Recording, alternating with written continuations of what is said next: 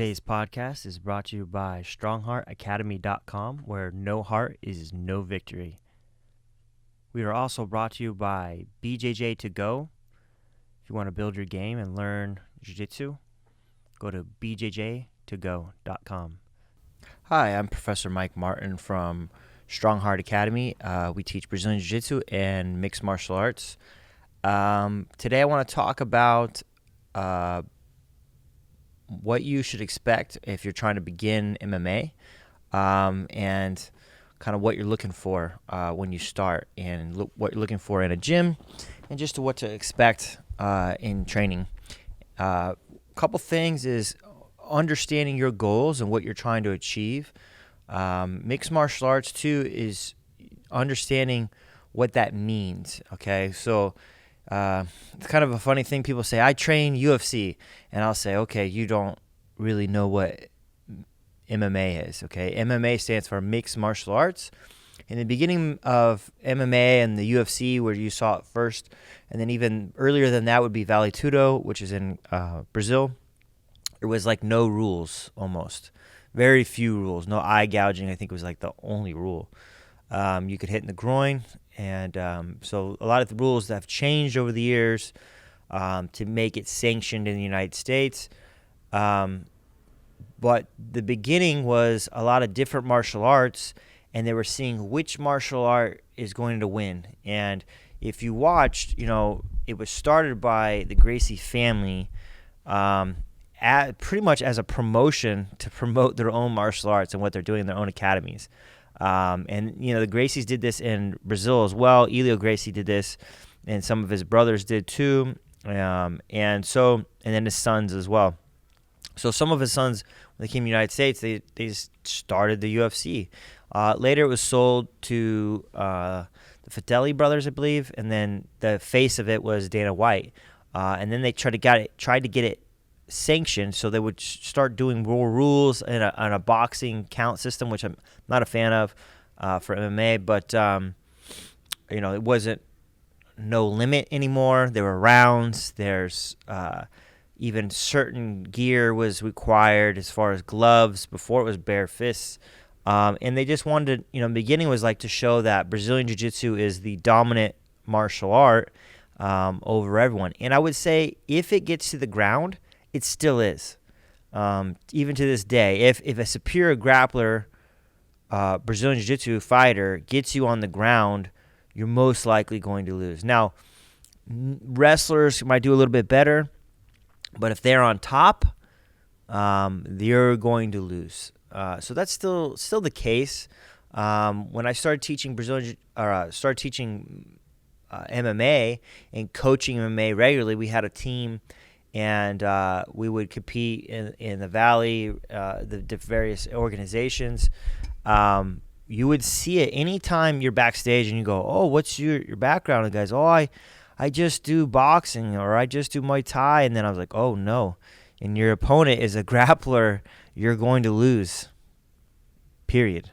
You're going to lose. You have to train in multiple disciplines. Now, I can't say anymore that I would say that Jiu-Jitsu is enough. No. You need to have a stand-up martial art that you are proficient at, a takedown martial art, which I would say wrestling, okay, and then understanding Brazilian Jiu-Jitsu and submissions on the ground.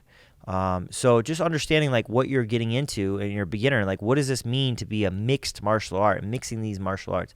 The main ones are going to be a boxing, Muay Thai, and then the stances are going to change because of takedowns, okay? So a boxer might have a wide stance, some of them do, but if a Muay Thai fighter fights a boxer, he will just kick your legs until you can't move your legs anymore, and you can't punch. And they have more distance with their leg kicks, okay? So you don't want that stance. Also, Muay Thai has more of a square stance, so they can strike with either side, okay? Even their stance here is never used in MMA because the gloves are smaller and the strikes will go right down the middle, right through this kind of striking. Now, this is still good for checking kicks. I prefer fighters to keep my hands a little closer. And then when you're back out of range, you can drop your hands, okay? But that takes time to develop and understand. how to mix these different martial arts together. A good coach will mix them for you, teach you how to mix them together. If you have one background previous, I think that really can be helpful, okay? But especially actually all of them, you're going to have to adapt to mixed martial arts. Okay, even Brazilian Jiu-Jitsu, there's certain moves in Brazilian Jiu-Jitsu that I would never teach for mixed martial arts, competing in mixed martial arts. Even gi, get too used to gi grips, the uniform that you see them wearing, is difficult to translate to MMA. Now, I am a big proponent for training in gi and no gi, but you would be doing a lot more no gi to understand the gripping. And even with that, I would say even gripping with gloves, if it's taped, your hands are taped a certain way, the grips become much harder, even more than just no-gi grappling. But understanding and the movement is really, really important of mixing these martial arts together, okay?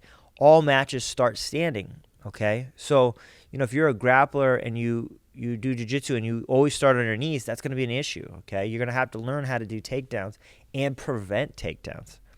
And then if you're really good, you're going to use your striking ability to set up takedowns, okay? And mixing your different martial arts to pair against the strengths and weaknesses of your opponents.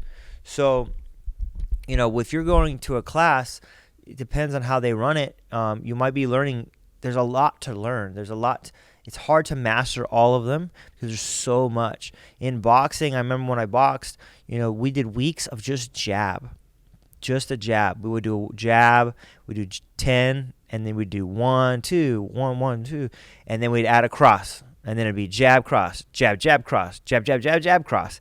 Just to get that opening jab, which is can be used as a feeler of distance and understanding range, okay, just to get that down. And in MMA, I find the jab, it's so fast and it's nearer to your opponent that you could really do a lot of damage with the small gloves and harder to defend because of the speed versus the big giant gloves seeing it coming at you, okay? A punch that is used in boxing more as a setup for other strikes can just be an offensive weapon. If you look at fighters like, what's his name? Nick Diaz brothers, they like to throw real straight punches, and they'll straight down the middle, and they have very long reach, so that helps too. But they can keep you at bay and just pepper you for 5 rounds with a jab, and you'll get pretty busted up with that. So you're going to learn striking, hands, kicking, knees, elbows, how to change levels to shoot shots, meaning takedowns. And then once it hits the ground, what are you going to do on the ground? How fast can you stand up? And then even more than that, which is, I would say, in itself, mixed martial arts, the art of mixed martial arts almost by itself now, is how to use the cage, of the wall of the cage properly. If I want to push someone against the cage, you can neutralize a lot of grapplers by pushing them against the cage because they can't use their hips. Now, if that grappler knows how to use the cage to wall walk to stand up, and they go back to their feet. Same thing for a non-grappler, a more traditional stand-up fighter. You want to stand up. You want to keep the fight standing. So learning how to stand up could be extremely important. Learning how to and takedowns is extremely important, and using the wall to stand back up. Okay, good grapplers also are good at using the footwork of striking to angle you near a cage. So when they shoot their shot, they're going to push you against the cage, and then certain takedowns are going to use on the cage to take you down against the cage. So these are very specific things just for mixed martial arts, which you would never do in a normal grappling situation or even a striking situation, because most striking martial arts are going to start with a ring, boxing and Muay Thai, kickboxing. That's going to be the traditional ring versus the cage, and the cage changes things quite a bit as far as using the cage as another tool. Now, you cannot grip the cage, and understanding those rules too, where I cannot hold the cage. You can get penalties for that. And mixing all this together is going to be the job of your coach. So wherever you end up training, how well is he versed? Has he competed? Now, that's not always important because Faraz is one of the best coaches in the world, and so is Jackson in New Mexico. They never fought an MMA fight, and those two are some of the best coaches, period. They have so many champions. But it helps, I would say, that even if you've had an amateur fight, I've had a couple amateur fights, just to get the experience and understanding what this is out there. And you don't have to have that, but I think it does help when you're talking to your fighters if you decide that you want to compete. So you can do mixed martial arts program and never compete, never step in a cage in an amateur or professional setting, and just understand that, like, just for self-defense purposes. I think it's a great way for self-defense, because now you're going to be able to learn, how to defend yourself against a grappler or a striker. And because self-defense, you don't have gloves, so you're used to just your fists, going to be a little bit easier to understand. Now it doesn't protect your hands because you don't have wraps and or gloves, which are the 4-ounce gloves, but I feel like it's a little bit closer to a street fight if you have to defend yourself. Now, I always tell people I'd rather grapple in a street fight so I don't have to hurt my hands, but elbows are really effective, knees are really effective, kicks are really effective, takedowns are really effective. All these things you're going to get out of a mixed martial art program. Now, understanding, like, when you're going to a gym, what is their level of competition? There are gyms, they produce world-class fighters, okay? And if you're just a hobbyist, that might not be a great place for you because you might get caught up in the meat grinder. Now, some people like to have a name, like that there's a name associated with this gym, like, so you can tell your friends, like, I train where what's-his-face trains. But if you're just really looking to understand mixed martial arts, it's not really necessary. And honestly, those gyms are going to focus on the main fighters because that's what brings them money. And they got to keep those guys in good shape. So they'll feed guys in to spar the champion and just get rocked and destroyed. So I would just be very cautious of that scenario.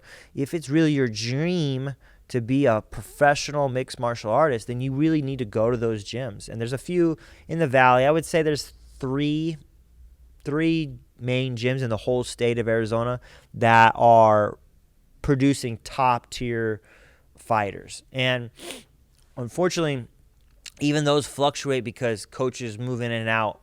They might have multiple coaches. They might have a striking coach, a jiu-jitsu coach, a wrestling coach, a conditioning coach, and then the mastermind top guy that's going to tie it together. And that's what you're going to look for if you're going to be trying to be a more professional, okay? Not always necessary if you're just trying to learn mixed martial arts. There's some gyms that, one guy does multiple things, and I don't think that's a bad thing as well. It's good to have multiple coaches. It's not entirely necessary as well, as long as the coach knows what he's talking about, okay? Look up Google reviews. I think those are very helpful, to understanding where you're going to go. I would look for a place that is clean, and that the guys are helpful. But to understand, if it's a competitive gym, they're all fighting for a top spot. And the UFC is the top dog. There are plenty of organizations now, but everyone wants, and if that's your dream, you want to be a world champion in the UFC. And if that's the case, there's only one. So if you're going against guys that are all in the same weight class, we're on the same team, but understand that, the only one of us can be the top guy. So there's a competitiveness there that you need to understand that's got to be part of the deal, that they might be your friends, but also, we might have to battle for these positions and who's the top. And then you might also have to be fighting for time with the coaches, the one-on-one time. Many gyms are also going to have a professional hour of the day or multiple hours of the day that are only for the professionals, that you're not allowed to train unless you're in the professional camp. And so those are generally a lot of times it's morning, a 10 to 12 or 10 to 2 type of training. I've trained at a couple gyms when I was boxing. I tried to power MMA for a while where I just did strictly boxing there. And they had a really good coach at the time. He went on his own. His two sons are world champion boxers now, and they just have strictly boxing. But at the time they were there, and I had a friend, and she said, hey, you want to learn from these guys? They used to live with me, and they were great, and I loved training with them boxing. But I would go in at the same time that all the professionals go in. So I would see when all the professionals were in there getting ready for their camps. And generally, like they're doing their own thing where like there's other groups doing other things, other places. So that's how these gyms are going to work for you guys, and then you're going to have to be either invited in or like prove your worth to get into those programs inside the gym. Now, most of those gyms will also have just a regular mixed martial art class at night that is a little bit less intimidating, less crazy. Okay, at my personal gym, we have MMA striking class, which is just strictly striking, only the strikes that we'll be using in MMA. And then we have our various gi or no gi classes. So if you want to be mixed martial artist, I would tell you have to do all of those classes. You would have to do separate classes for grappling and separate for the striking. Okay, and then we teach a mix of boxing and Muay Thai for strikes. And then I change stances again because I think MMA stances should be slightly different than a traditional Muay Thai or boxing stance. Okay, so understanding rules will help you understand how these parts fit together because, again, we're mixing the martial arts together. And hopefully that helps you guys out if you're looking for a MMA gym or just a place that you want to learn some MMA striking or just the various aspects of it for self-defense, just to get in shape. You don't have to be a fighter. It's not necessary. But if that is your goal, I would seek out basically the gyms with professional fighters, that they have a stable professional fighters. Call them up, ask them what is needed to get into those, those classes, and most of them will be very honest with you and tell you what they require. There's a lot of sacrifice that needs to be done if you're going to be a professional fighter. So just keep that in mind. Like, it's not a half-in type of thing. It's a full committal. A lot of these guys don't have jobs. That is their job to do that. So it's usually a young man's game. I would say it's best to start around in your teens to learn how to get there, even to start competing in your teens, so that by the time you're 18, you're already starting fighting professionally. Okay, and then you'll get enough fights in you, and all the injuries will be when you're younger. So the recovery is going to be a lot easier, less responsibilities because you're still a teenager. You don't have a house and a wife and kids and all these kind of things. So it's much harder to start if you want to be a professional in your late 20s and 30s. It's still possible, but harder unless you have a background in something before, like you were a college D1 wrestler. Now I want to start doing this. But even then, you're going to get out of college around 23, probably as a wrestler, 22. You're still fairly young. Time to learn. If you just want to learn mixed martial arts, you could start at any age. Doesn't matter. There's no age requirements. If you want to be professional, this is something that needs to be done. Would be preferred to be done earlier. Not have to, but prefer to be done earlier. Again, hopefully this helps you guys out. If you ever want to try a class out, we have free trials out at my academy at strongheartacademy.com. Just hit the trial button and pick a time that works best for you. Again, thank you and peace.